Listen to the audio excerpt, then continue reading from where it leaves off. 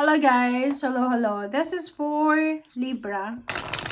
Libra, welcome dito sa aking channel. Palaran 888. Welcome. Alamin natin Libra kung anong messages, vibration, gabay energy para sa inyo lahat. Okay. Libra. Please connect your intuition guys sa lahat ng Libra na nanonood. Okay. Thank you. Meron kang 3 cards, Libra. You are love. Elevate your energy. Be gentle with yourself. Okay. Meron ba dito mga Libra na pakiramdam nyo left out kayo? Nasa set aside kayo. Left out. Yung parang feeling mo wala nang nagmamahal sa'yo. Walang sumusuporta. Nagkakamali ka doon. Kasi yung message nito ay nagsasabi na you are love. Okay? You are enough just as you are and you are loved. Okay? So, sinasabi ng barahan na to na kailangan natin na kumbaga magkaroon ng mindset na may nagmamahal sa'yo. Okay? Huwag mong parang self-pity to eh. 'Di ba? Huwag nating i-take for granted yung mga taong nagmamahal sa inyo kasi minsan because of hormonal imbalances, menopausal, ano ba yung mga problema, may mga iniinom na gamot, minsan nakaka-apekto yan para sa thinking natin. So, you need to be careful. Be gentle with yourself. Okay? Be gentle with yourself. Minsan may mga taong nadidepress because of mga hormones or kung ano man, like nasa winter na lugar, malamig, ganyan. Be gentle with yourself, okay? So, sinasabi ng barahan na to na don't push yourself so hard. Huwag nating masyadong pagurin yung sarili natin. Huwag nating masyadong abusuhin yung sarili natin. Kung kailangan mo ng pahinga, magpahinga ka. Yung mundo, yung trabaho mo, hindi naman yan maapektuhan kung magpapahinga ka ng konti. Like magnanap ka, okay? So, be gentle. Okay. And last card mo dito is elevate your energy. Yun. So, resonated siya. Nakikita ko dito parang may Libra na medyo siya, tinatamad ka ba? May nararamdaman ka bang medyo nanghihina ka ba or anything? Kasi eto, sinasabi, malungkot ka ba? Parang ganun. Elevate mo daw yung energy mo. Okay? Yung thoughts ay vibration daw na pwedeng mag-attract ng positive or negative energy. So, kailangan mong, kumbaga, bantayan yung mga emotional na estado mo. So, everyday, kung ano yung mga naiisip mo. Pag nakakaisip ka ng negative, kailangan mong, i-let go.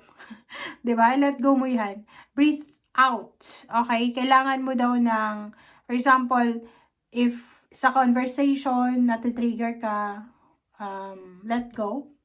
Abandon the conversation. Umalis ka. Diba? Exercise. Breathe in, breathe out, breathing work. Prayer, meditation. Pwede mo yan na magamit kung medyo nalulungkot ka, napapagod ka, negative yung mindset mo. Okay? Dito sinasabi ng barahan na if positive yung mindset natin, na-attract natin yung abundance, health, and prosperity sa buhay natin. So, importante yun. Okay, so yun. Ang nakikita ko sa barahang yan na tatlo ay meron ditong Libra na tinatamad, wala sa mood, medyo bugnutin siya, mainit ang ulo, walang interest, parang ganon.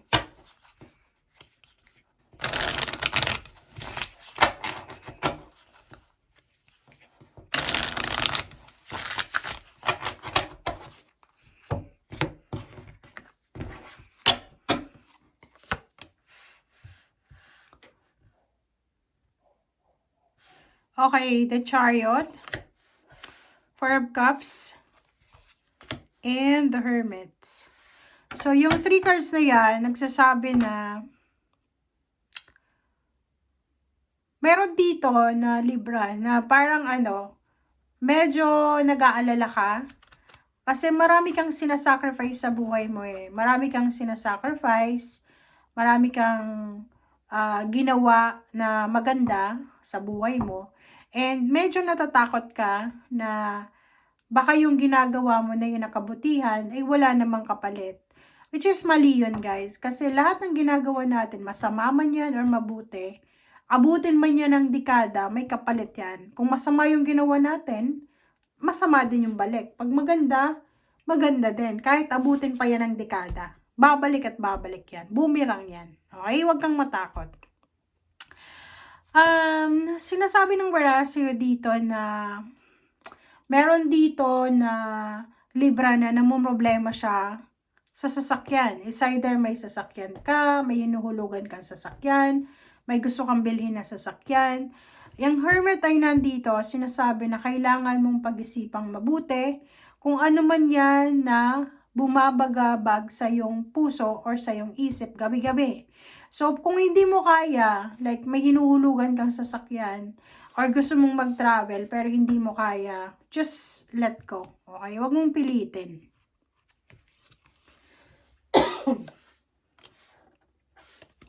Okay, Judgment. Excuse me guys. Okay, so nakikita ko sa'yo dito na isang desisyon ang kailangan mong gawin. Napaka-importanting desisyon to. So, yung linggong ito, siguro isa yun sa rason kung bakit ka malungkot, kung bakit wala ka sa mood. Kasi may kailangan ka na talagang pagdesisyonan. Kasi itong desisyon na to, ay tungkol ito sa hinihintay mo. It's either you're waiting for a lump sum of money, it's either you're waiting for a job offer, you're waiting for help, pero yung 5 of Cups na to, sinasabi ng barahan na kailangan mo nang i-let go yung bagay, sitwasyon, tao, trabaho, or anything na alam mo na hindi na maganda para sa'yo, na baka pagsisihan mo lang sa bandang huli. Trabaho. 10 of Wands. So, nakikita ko sa'yo dito, meron dito na Libra na sobra-sobra siyang busy sa kanyang trabaho sa linggong ito. So, ibig sabihin, pagod na yung katawan mo, pagod pa yung isip mo. Meron ditong Libra na isa sa rason kung bakit hindi siya makapag-isip ng tama kasi yung katawan niya ay sobrang pagod. Meron ditong Libra na posibleng makakatanggap ka ng offer about sa trabaho. Pwedeng may trabaho ka na ng full-time, may mag-o-offer pa sa'yo ng part-time. So, yung 10 of Wands dito, this is parang multitasking siya. So, mag-iingat ka sa pagtanggap sa trabahong ito kasi pwede kang magsisi sa bandang huli. Thank you guys. Bye!